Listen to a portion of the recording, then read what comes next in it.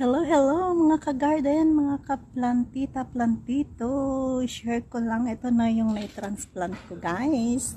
May bulaklak na siya. Ang bilis, ang ganda. So exciting. Ayan guys, so may bulaklak na siya. I just transplant it a week ago and ayan, may bulaklak na siya. Ang ganda.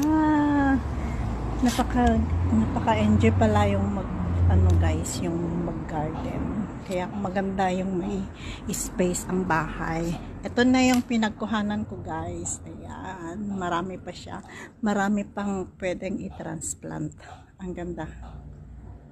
Yan, nakakaaliw sa mata guys. Ang ganda. Nakakaaliw sa mata ang mga bulaklak. Kaya mag-garden na po kayo.